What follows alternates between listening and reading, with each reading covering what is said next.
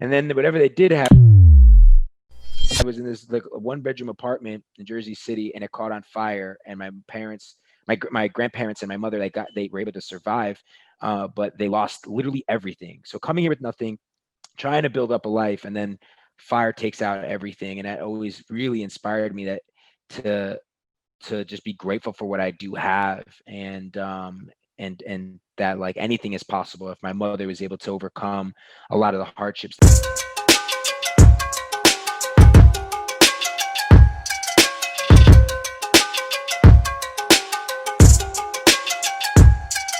Okay, everybody, welcome to this week's episode of the One Shop Movement podcast, where we dive deep into the stories of entrepreneurs, business people, just anyone that's out there making it happen. And today I'm very, very excited. We are with Gerard Adams.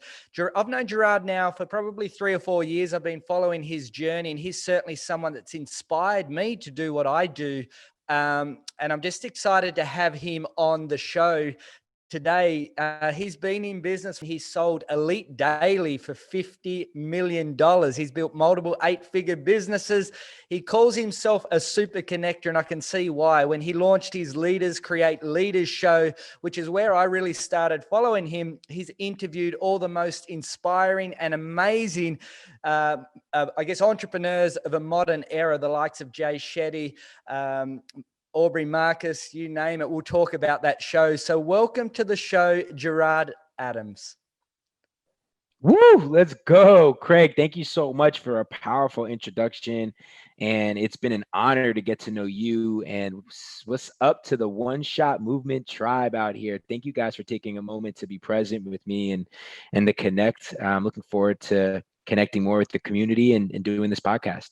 Great. And I always like to get you to fill out the story. I always try and edify people in, but get to know Gerard Adams. You know, he's such an inspiring person for me. Like, I've just watched his journey, and he's given me incredible inspiration. And I've recently joined him on his journey in a mastermind with a group of, 20 to 30 like-minded, light-hearted entrepreneurs. And I've been working with him every week for the last, 2 or 3 months. And he's someone that's deep wisdom, incredible storyteller. And I'd love you just to fill out your story and to where you are today.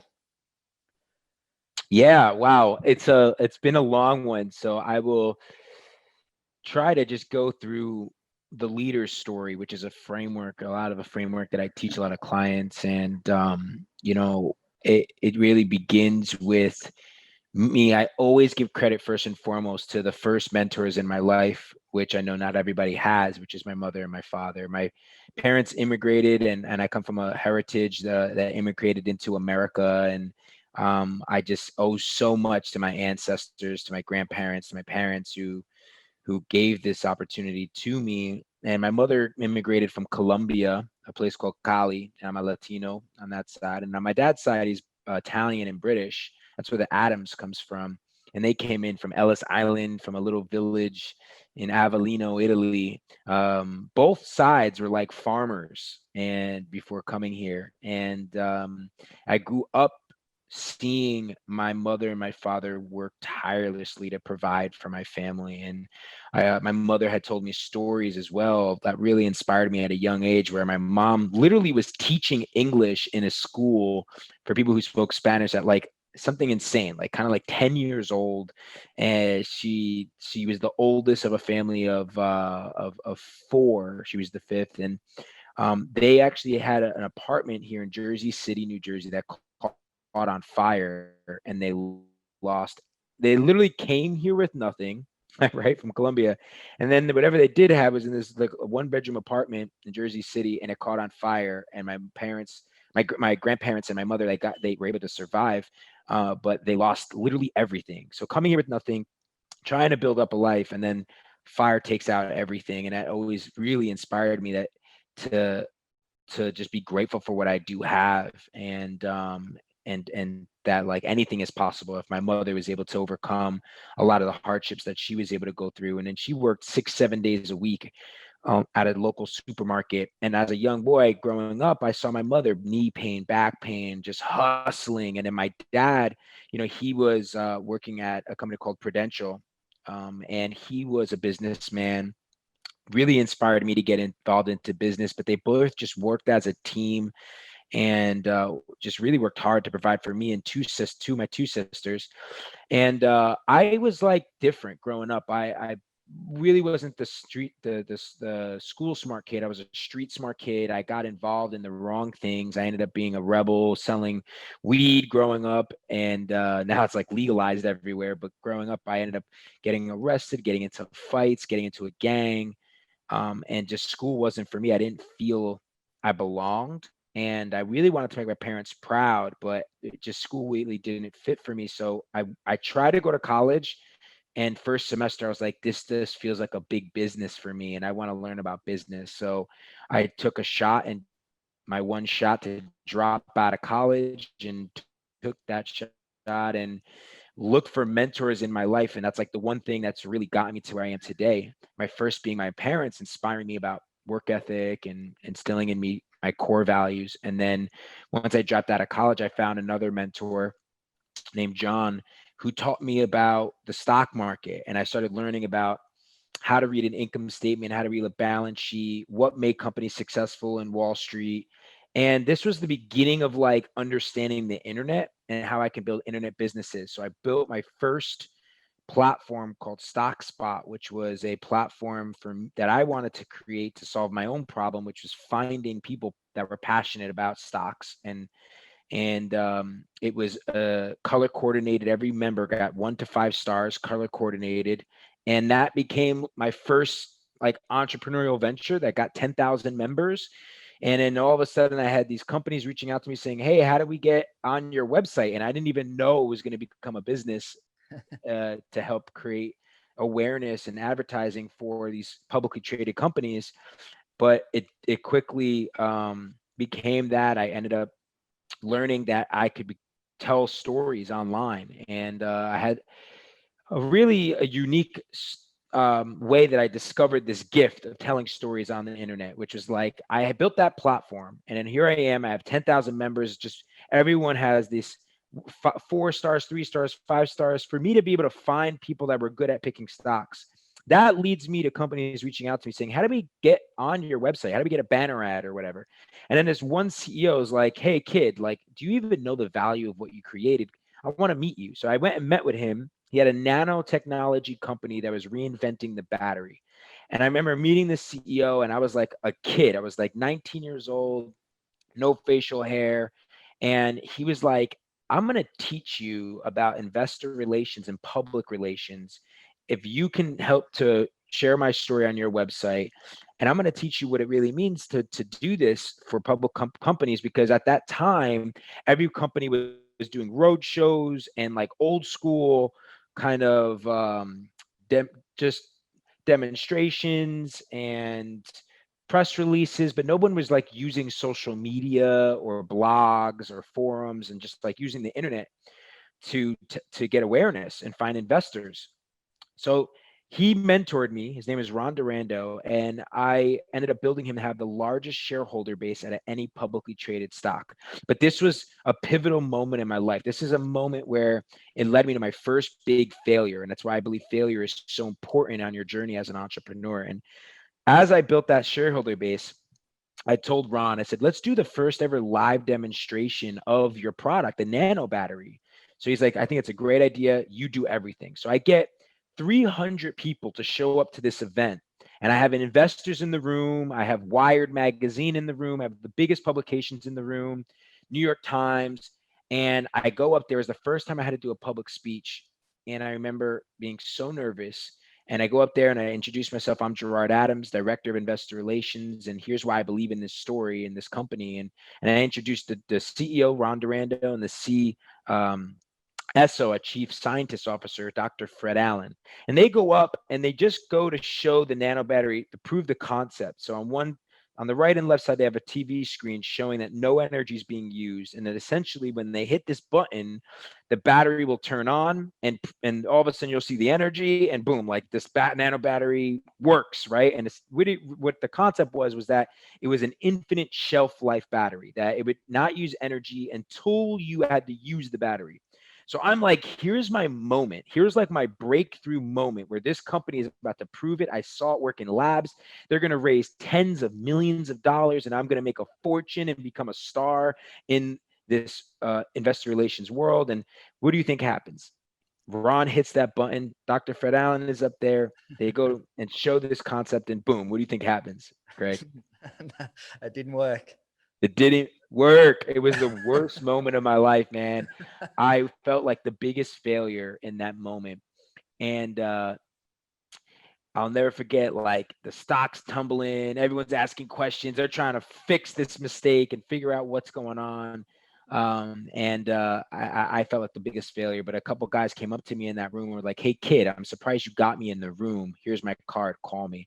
And the biggest failure in my life, that at that moment became my biggest opportunity. And I ended up saying, you know what?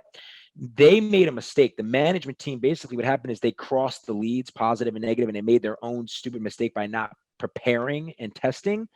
But I realized that I had a gift of getting 300 investors and media in that room. And I was like, I know that I have this gift of telling stories online. So it caused me to quit that company and start a agency to help tell companies stories online. And that ended up being the catalyst for me building my first 8-figure company by 24. And then having a moment in my life where I got out of that industry. I got out of wanting tell company stories anymore. And I was like, I want to tell my own story, and build my own and tell the story of my own company. And that led me to building a startup called Elite Daily to 200 employees, 80 million visitors. It was the largest millennial publication in the United States. And then I sold that to a $1 billion company. And that was my second 8-figure company by 30 years old. It's been just a wild journey. That was like the first chapter of my life, which I call the first mountain, when we're after financial success and the hustle. And now I'm on the third mountain. The second mountain has been these last 5 years of finding purpose. I know we'll talk a little bit about that and what that's like. And that's when I built the movement Leaders Create Leaders. And now I'm on the third mountain, which is helping leaders that are out there that have had the financial success, that have found purpose, to really integrate harmony into their business and match that hustle with harmony, and create a movement of their own. Mm, very good. And yeah, as I said, you've certainly inspired me for your journey. And yeah, challenge and adversity is pivotal. And I've certainly faced my challenges and adversities along the 20-year journey of entrepreneurship myself. I can take a lot out of your story there. What was probably your feeling at the time of Elite Daily? And that was your baby in a way, and it really catapulted your career again. What was your feeling the day that you moved on from that company? Yeah, it was crazy because the whole world was like looking at me like I freaking like I did it. My friends, my community, my family, the entrepreneur community, I think, was really rooting for me because I was like a rags to riches story. I was a come up kid, and like I told you earlier, like how I hustled to make it happen, and it was a dream come true.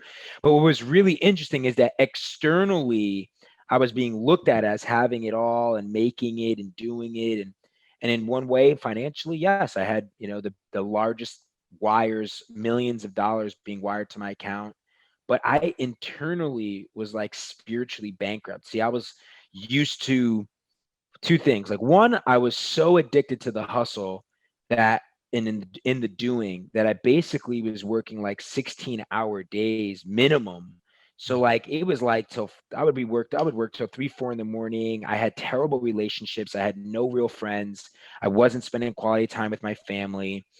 Me and my girlfriend had a terrible relationship that we ended up breaking up, and it was like the most hurtful thing in my life. Just toxic relationship, and it was all because of me. I was constantly working and hustling. And the second thing was, other than being burned out, I lost my identity. I was like, my baby was Elite Daily, so I was known for that, and I didn't know who Gerard Adams was. I was so attached to that business, always hiding in the shadows behind that business, that I was like, holy shit, now I'm being in the spotlight, being asked to go and speak on stages all over the world. And I decided, I had this moment where it was like, God was like, it's time for you to stop hiding in the shadows. behind your company. And Elite Daily was a platform that gave a voice to a generation, but now you're meant to be the platform that gives a voice to a generation. So it was really like, I was very, on one end, depressed because I was like, who am I? I don't even know who I am. And then on the other end, I was like, not, even though it looked like I had it all figured out, I had self-worth issues, imposter syndrome, because I was being asked to like now speak on stages. And I looked at social media and it was like, fuck, do I really want to be on social media and be looked at as one of these other influencers or like entrepreneurs? Like, I'm a real businessman. And I really struggled with sharing my story on social media. And also I was spiritually bankrupt. I didn't know who my friends were, wasn't connected to myself. So it was like a really interesting time where I had to like shift and really understand like, who am I, and get to know myself, and what do I stand for? What is truly my purpose, and how do I really want to stand forward and as a real thought leader and sharing my story with the world? And yeah, we'll talk a little bit more about that part of the journey in your third mountain, as you would call it, because I'm sort of working through some stuff with you there. But I want to start focus on leaders create leaders, and I want to just make a point there of that moment in time when you should feel euphoric. Everyone goes, look, you've just made this incredible sale. I've sort of similarly moved on from a 12-year career owning multiple fitness clubs and franchises, and then moved on from that. And there is an empty feeling sometimes, even though it should be a euphoric feeling. So I can totally relate there. So let's talk about leaders create leaders. How did that start? Why did that start? And I want you to talk about, some of the guests, and, you refer to yourself as a super connector, and some of the people you've had on the show, like, are quite inspiring leaders. And I find the education you get out of that as well is something quite empowering too. So do you want to talk about leaders create leaders? Sure. Yeah. So after I had that reflecting moment, introspective moment in my career where I had to like go within and realize that it's bigger than me and that my story is worthy and my identity doesn't need to be attached to any business. It could be a reflection of who I am, and I could be the business. Gerard Adams could be the thing that I double down and bet on, and leverage what I've been through, and actually inspire and teach others how they can do the same. So once I went through that process, I stepped into the second mountain. And in that second mountain, I said, well, what is the movement that I want to create that's based off of who I am? And there was this quote that my father used to always say to me, and he just always would instill, it's always about leadership. And he's like, leaders create leaders, not followers, was a quote that he would leave written for me in notes throughout my house. And he always talked to me about how a real leader is based on their character, not their reputation of who people think they are, but who they really truly are and how they make people feel. So I decided I'm going to create a movement called Leaders Create Leaders, not followers, because we have a generation of people that are so focused on the followers that they don't know what it really truly means for them to be a leader and inspiring others to be the best version of themselves. And that was the beginning of like, a movement that I felt super passionate about. I asked my audience, I put up a poll on my Insta story, and everyone was like, leaders create leaders. And then I was like, what I realized about building a personal brand, which is what I'm really focused on helping others to create, is it's really truly about relationships. Yes, you can build a 7-figure, even 8-figure business around your story, around your message, around your brand.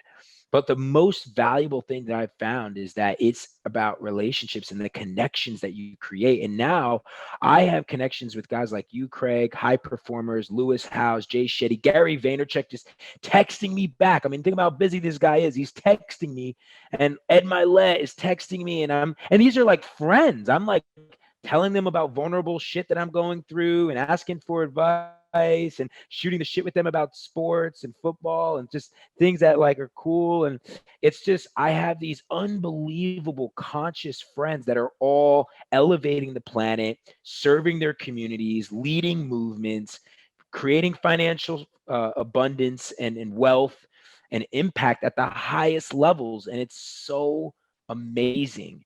And it inspires me every day to keep going. And so for me, the show was a catalyst to do two things, exactly what you said, which was one, learn, like, okay, how do I provide value to building, so I can build my audience and provide value to an audience that I want to create? How can I do that by leveraging other people's audiences?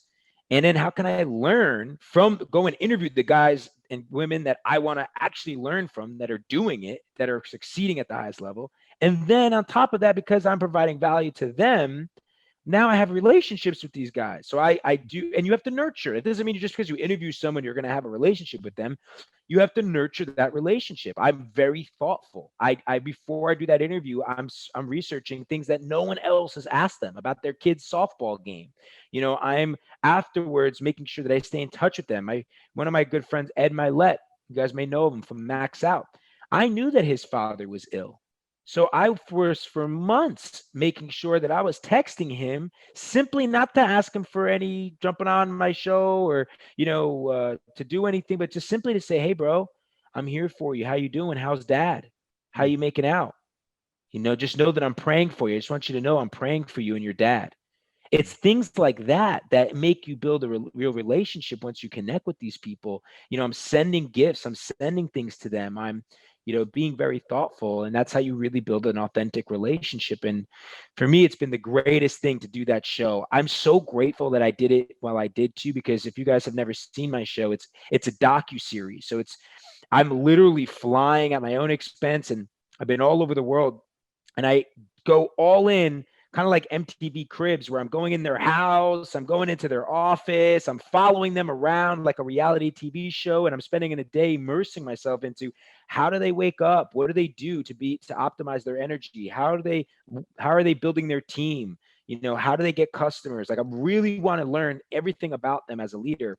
And I'm glad I did it, because after COVID, man, it's like, wow, I look back at the library on YouTube, like it's like a Netflix series, I'm like, it's cool that I was able to do that. And I'm looking forward to the world coming back around, but I'm really glad that I did it in this unique way, which has been harder to scale, because with podcasts, you can quickly interview people, but there's something about video when you're actually spending the time and energy to go and meet with someone in their world, that takes the relationship to a whole new level, because they see the effort and the energy you put in.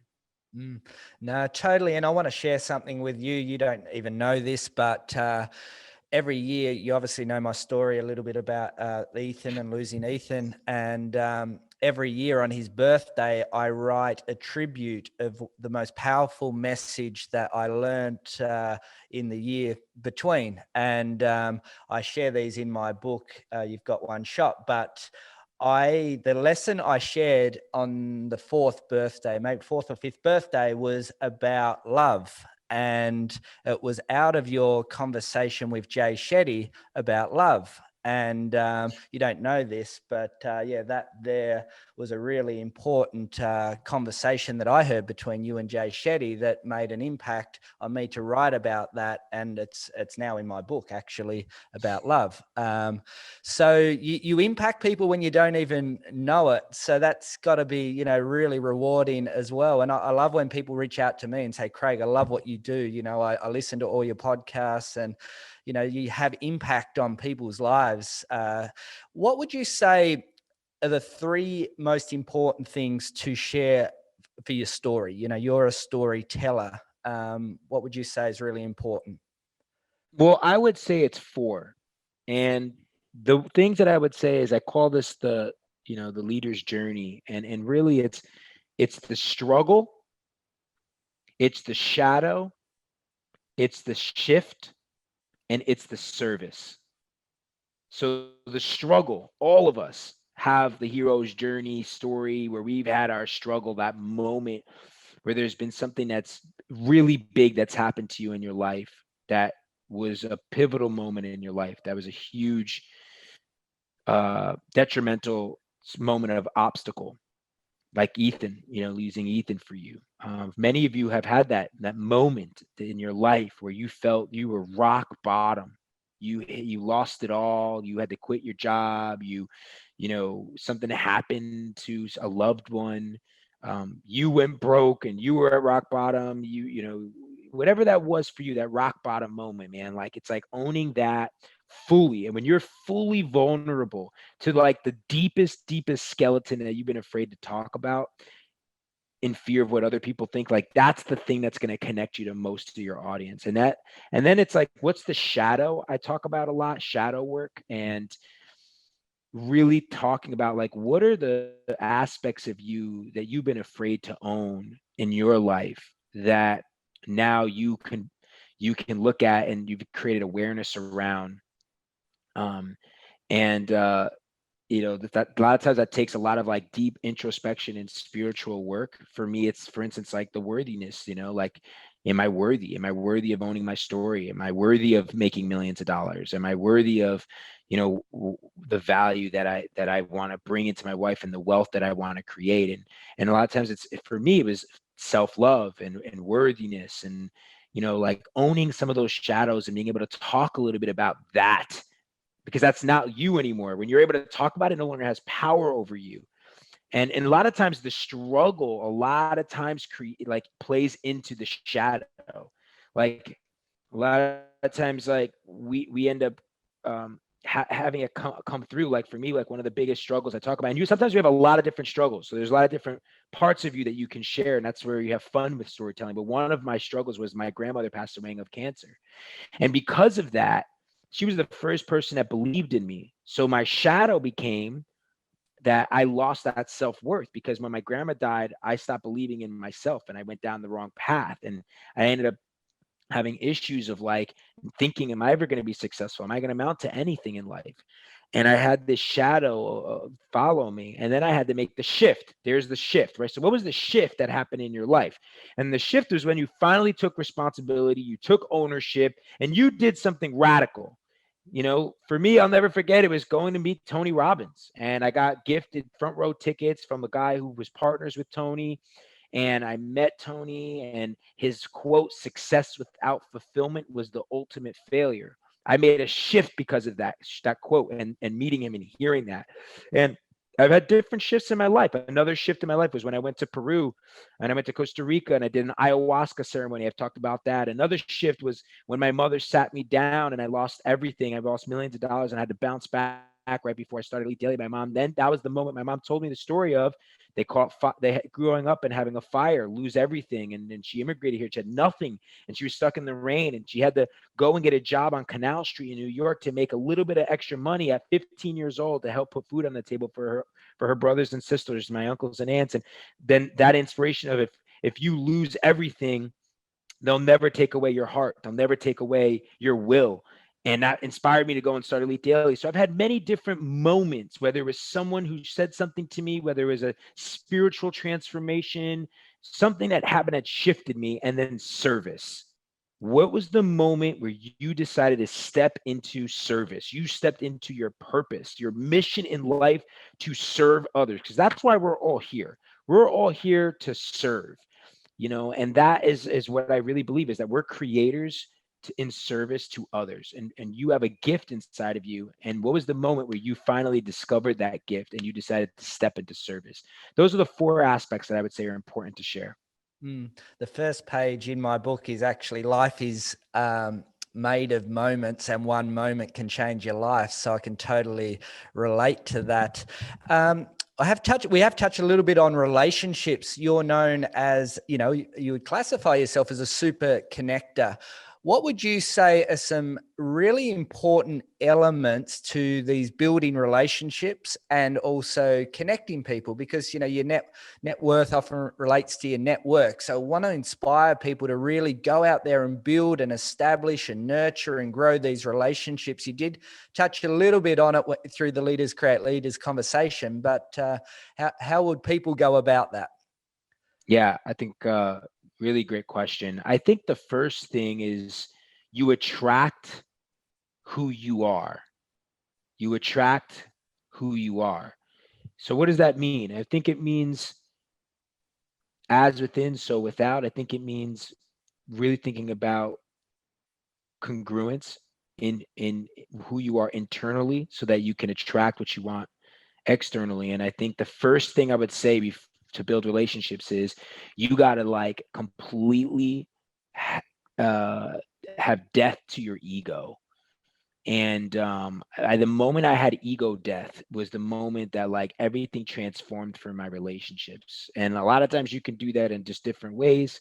For me, I had an unbelievable spiritual awakening, um, that was like my ego death, and working with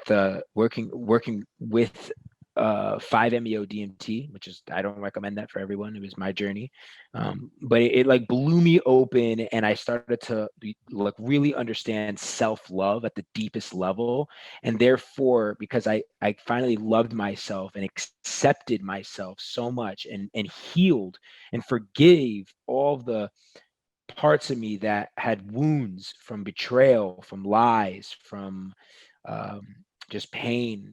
I was finally able to, at that point, really be ready to receive love. And I think that's how I've even attracted my queen, my the love of my life, Ashley, was because I healed and then loved myself. I got to a place of fully accepting and loving myself that I was able to now attract someone who can meet that frequency, that loves herself so much that she doesn't need me, but she loves me, she accepts me, she chooses me. And I think that's the first thing, is like self-love, acceptance of yourself, forgiveness of yourself, and ego death. Because now, at that point, the next thing is you don't need anything from anyone else, and therefore you drop expectation. And I think that's the big thing, is like when you can drop expectations from anyone, and therefore you're building relationships simply to give, not to expect anything in return. That's when you really, in my opinion, you get the best relationships.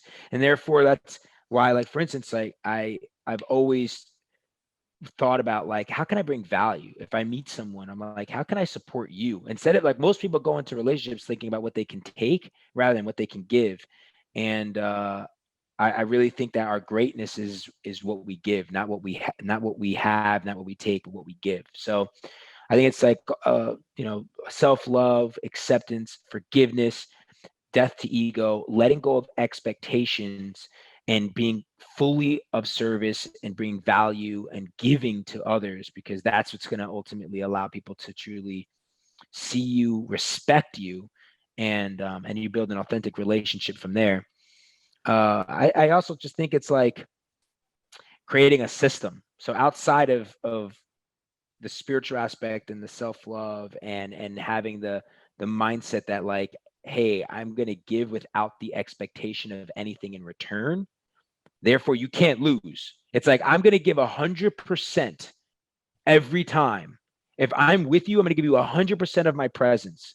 I'm going to give you 100% of how I can connect you with someone valuable, how I can teach you something that's a strategy that's worked for me, how I can gift you a book, or gift you something that will make your day better, be kind to you without anything in return. That's when, like, you will get the most fulfillment.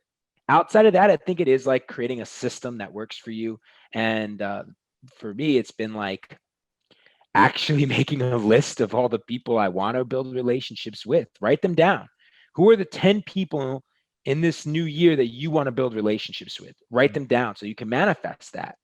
Why do you want to build relationships with them? Study them. What can you give to them that's of value? How can you write? I love people who write me letters, and it just, like, I had someone recently write me this beautiful letter that wants to build a relationship with me, and they sent me this gift, and it was just this cool, unique gift. It was a shirt that said "Leaders Create Leaders" on it, but it was backwards. So in the letter, they acknowledged and appreciated me, and then the gift was like, so now every time you do a live stream, Gerard, you can wear this shirt, and Leaders Create Leaders will actually look the way it's supposed to. You know what I mean? I was like, that's such a thoughtful gift. Like, who would have thought to give me a Leaders Create Leaders spelled backwards, just so that when I live stream, people can see my logo? And it's just things like that, you know. Craig sent me his one-shot book. Thank you, Craig. That was really thoughtful of you, with a note. It's just things like that, that I think are really important. So write down the 10 people you want to build relationships with. And then also, I would say, write down or use use a VA. Like, I use a VA, and we have she helps me within Google, to create a Google Drive and a Google Sheet with all of the contacts that you actually have. A lot of times they're just like hundreds of people you meet. They go in your phone and you forget them. I would say organize your contacts and have your VA reach out to them and get their birthday, get their address, right? Get their what's new, like what's their LinkedIn profile, what's their new position in what company, what are they building, and have that directory. So therefore you can actually put them in a category as like whether they're your friend, whether they're in the media industry, whether they're an investor, whether they are a CEO, whether they're a coach. And now you have this ability to reach out to them and invite them into things, send them gifts on their birthday, reach out to them during the holidays, invite them onto your podcast, so on and so forth. So like really organize and then build a system about reaching out during holidays, their birthday, invitations onto your show, invitations into certain things that you can bring them into. Is another thing that I would say. And most of all, as you guys have probably heard from me, it's being thoughtful and being of service and giving without expectation of anything in return.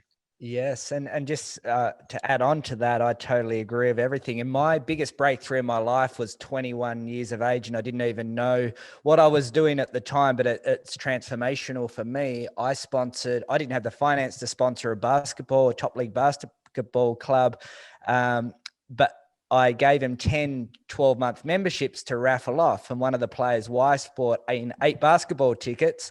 I gifted those 8 basketball tickets to a young family that I didn't know that just joined my gym. And he's been my mentor for the last 20 years. He was a high-level business person. He invited me the next week to his corporate box at the football. I didn't even know any of this. He sat me down and taught me how to invest in property, in the stock market. He helped me navigate through the global financial crisis, deal with all things.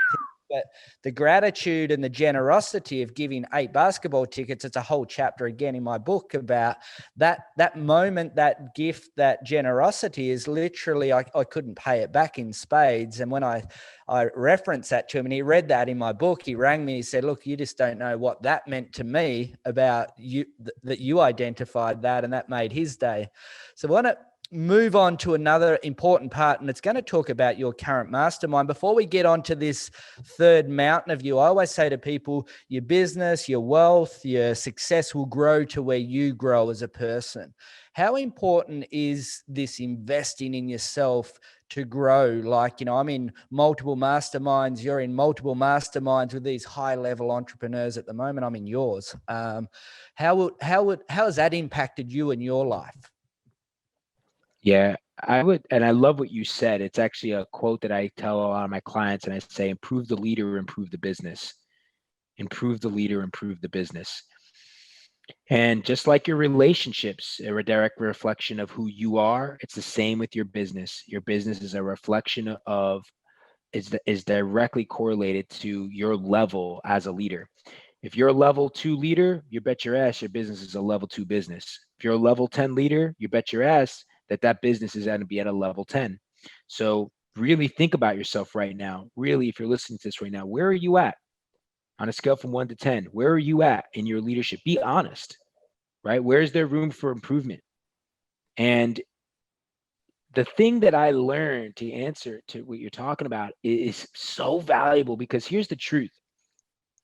The hustle gets you so far. Remember, I talked about this earlier. It's like you can actually build a multi-million dollar business and empire from the hustle, but there's a ceiling that gets you there with just the hustle. Like you will hit a fucking ceiling, and ultimately, in order to rise to that next level of wealth and like a business that truly scales, it really comes down to leadership, relationships, the culture that you create.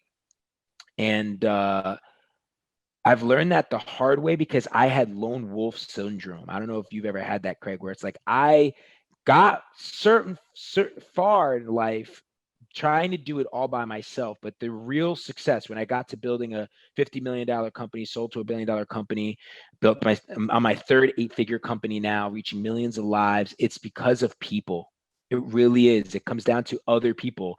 And in order to have the right people around you, it takes leadership. Like you have to inspire them to be the best versions of themselves, and you have to help put them in the right position to win. You need to give them the right tools, encouragement, and equip them to truly be at the highest level that they can be to help you get to that goal.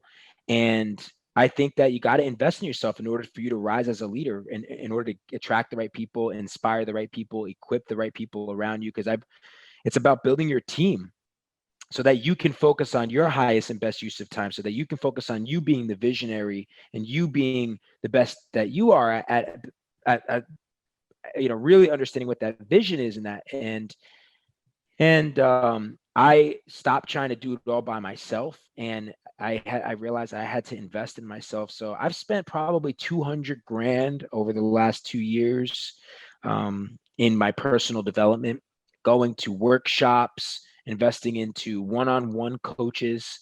I'm right now in 2 masterminds, and because just as much as I have my conscious leaders mastermind, which you're in, Craig, I have to also receive at the capacity that I give. And if you're listening to this and you're a leader, remember, you have to receive at the capacity that you give.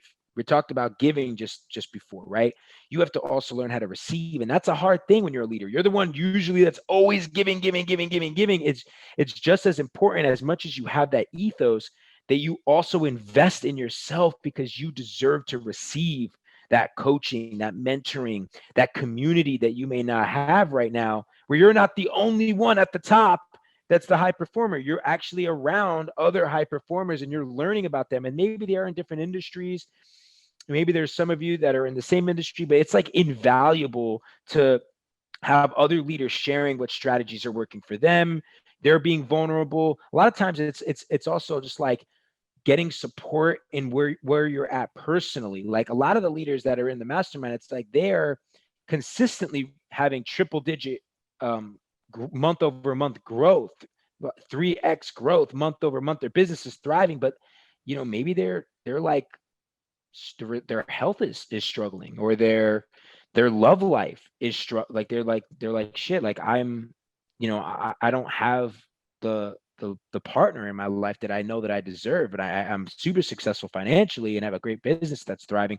And all of a sudden in these masterminds, you start to like, depending on what you join, you one can elevate your business and become a better leader on how to build a team, how does you have the right systems to scale. But on the other end, you start learning like what we teach in the Conscious Leader Mastermind, the H5. How do you have self-mastery in your health, in harmony, in your heart, in happiness, just as much as the hustle. The H5 that we go into is health, hustle, harmony, heart, and happiness. And it's about becoming a master in all five of these pillars in your life. So it's been invaluable for me to create balance and really master all of these different pillars in my own life. And just moving on, you mentioned it, so we'll just touch on this spiritual, conscious leadership, and this is probably your third mountain. You said you were spiritually bankrupt at the time, and now I would classify you as just vibrating at the highest level. Do you want to talk about that journey? Yeah, I think at this point in my career, I really believe that business is a spiritual game. And I can't even believe I'm saying that. You would have said that for the first, 12 years of my career. The first 12 years of my career, I was like, it's all business. Like it's all like financials and, profit and loss and all things that really are important in business. Of course, it's the 5 division of your business, and optimizing your product and your sales and your operations and your marketing and all these things and people. And I realized like yes, and it really is a spiritual game. And I think that entrepreneurs are alchemists. That's what we are. And the moment that you become like a true alchemist in learning how to work with energy at the highest level, you take your productivity, creativity, and just mastery over your time and your and just the abundance that you create to just the highest levels. And for me, it's been Unique because like I grew up in a religious home, and I never, a lot of us, we end up thinking that what there's certain things that are good and bad versus religion, and really like spirituality is this unbelievable aspect of you that doesn't take anything away from your religion. It's just like this huge ocean that you get to play in, and like it allows you to get to know yourself at the deepest levels. And I don't understand why we don't teach it in school. It doesn't take anything away from you being religion. Whatever you believe in is your own beliefs, but why not really teach to the youth, who are you? Like, what makes you you? And what is your relationship with God? What is your relationship with self? What is your relationship with source and spirit and your soul and love? And understanding how to work with these vibrations, how to work with energy. Like in our mastermind, we're going into things like human design and gene keys and understanding shadows and understanding your superpower and your gifts and your light. And it's just been, for me, it's been so cool because it's given me confidence in who I am at the highest level. I now know clearly like who I am, and why like I can nurture my gifts, and I can also have this new level of awareness as to why sometimes I'm a people pleaser and sometimes I'm a quick start. And I'm like aware in these parts of me, and having that awareness has allowed me to play at the highest levels as a CEO, but also as a lover. Like the way that I am now with my girlfriend, Ashley, and how I'm able to show up in that relationship to support her and to not take things personally when she's upset and she's coming at me. And I typically would take it personal and feel judged and feel unworthy and defend myself and get angry and react to her. Now I'm able to respond with love, with compassion, with affection. And that goes into me as a CEO with my team as well. I can respond to situations like COVID and look at it as opportunity and know how to maneuver these things that otherwise would have affected me in a negative way in a more powerful way. And I can respond to my team and know how to empower them. I can respond to my relationship with Ashley and empower her. And it's hard to quantify the impact it's made on me. And it's been one of which that I'm 100% devoted to this lifestyle, meaning every morning it is a non-negotiable that I meditate. It is a non-negotiable that I meditate for 20 minutes a day. It's like going to the gym. If I don't work meditation into my routine and ritual every day, like I'm a different person. I notice things go wrong. I react a little bit more. I'm just a little off.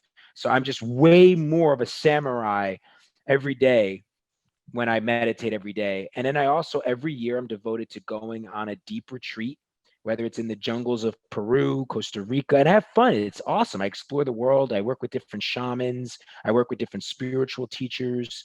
I'm just devoted to this. I think it becomes a new lifestyle. You become addicted and like loving this lifestyle of transformation, knowing there's always new levels. There's always a new higher level that you can reach. We're never fully transformed or fully enlightened. Otherwise, we'd be Buddha, just sitting there, just freaking, and it's like, it's cool that every day, especially the world we live in now that's so fast paced, there's always things happening that are like going to challenge us. The more that you practice your spiritual practice, the more that you can like take really just like be this, I think of it as like a keto. It's like a martial artist. I love martial arts, and it's like you're able to not allow the external things to affect you internally. You're so rooted in who you are, like a tree, like the roots are so strong. And then you become this master of energy. And every day I honor energy. I honor the wind and the air in my lungs. I honor the wind and the air as like ideas and allowing me to be a visionary and allowing me to be in flow. I honor fire, and how I do that is I honor the sun. Think about the discipline. Every day the sun shows up. If only we can have the discipline as the sun does every day, rising, either if it's going to be cloudy or not, rainy or not, the sun is still there. We may not see it, but every day it's keeping us alive on earth, right? And it's got this fire, this passion, this discipline. So I honor it. Then earth, the ground, the soil on our feet. Think about it. How can I every day I honor it? I thank you to the earth, Mother Earth, and I say, today I'm going to be grounded. I'm going to remember where I came from. I'm going to remember how I'm rooted into this earth. And then water. I honor the water energy, which is powerful, poised, calm. It is adaptable. Think about it. If you're a CEO or an entrepreneur, you have to be able to adapt. And every day I master those energies. When do I need to have fire, passion, discipline? When do I need to be rooted, grounded? When do I need to be air and think about ideas and imagine and be imaginative and visionary and flow and with flow? And then when do I need to be, water and adapt to situations and calm and poise and powerful? And that's it. Every day we're these alchemists that get to work with these energies, and then with that, what can we create? We're these creators. We all have God within us, and have this ability to do what no other species is able to do, which is imagine things and then actually become these alchemists and bring them to life and invent and innovate and create and build and launch and scale. Very well said. At the end of every episode, I always have a rapid fire question section. So what's your favorite book? Wow, man. Oh, this is so hard. The Way of the Warrior. What about the best bit of advice you've ever received? Money doesn't lead, it follows. What about where do people find you?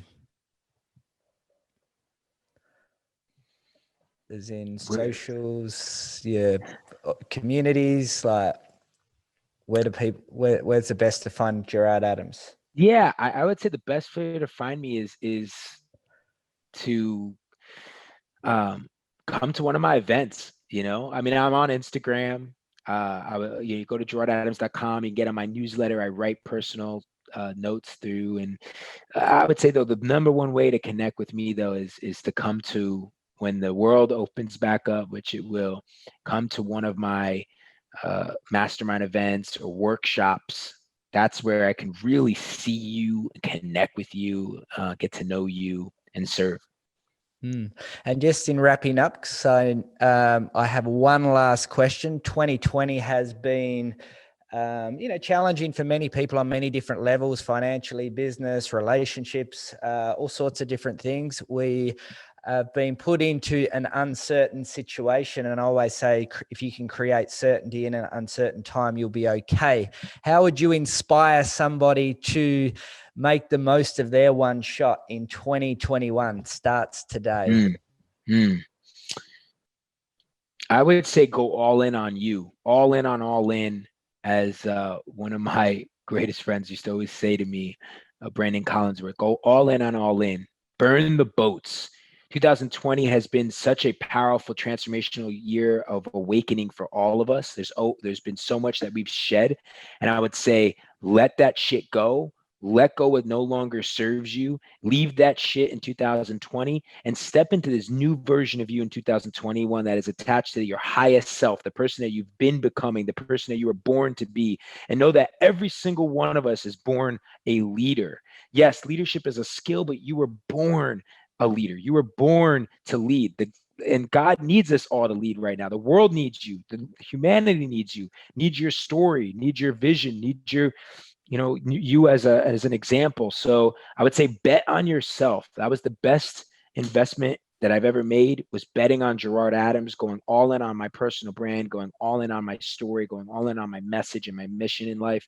It's the one thing that you can bet on that you have control over. Think about it. You can invest in real estate and startups and other things. And a lot of times we don't have control over that.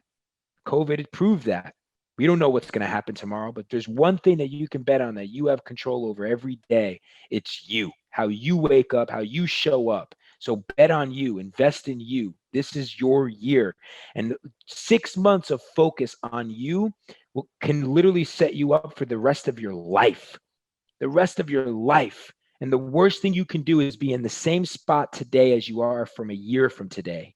So bet on yourself, invest in you, Make the shifts that you need to make in your mind, in your body, in your soul.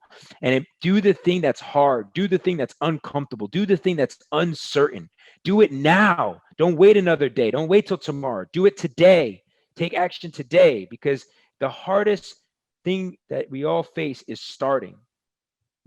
Lou Tal said, journey of 1,000 miles starts with a single step. So take that step today. Every day, take that next step forward, and don't look back. Know that everything that's happened to you has happened for you, and this is going to be your year. And I know that there's a lot of millionaires and billionaires listening to this right now, and I'm betting on you guys. So bet on yourself, because when you don't, you're literally being disrespectful to not only you, but all the other people that believe in you, like Craig. So go get it. Thanks for that, Gerard. And I really want to take the time just quickly to wrap this up, and want to thank you for jumping on the One Shot Movement podcast. You are certainly an inspiration to many people around the world. I love what you do. I love being involved in your mastermind, and thanks for taking the time. Absolutely, Craig. I'll see you on the inside, and I appreciate being here. One Shot Movement. Let's go.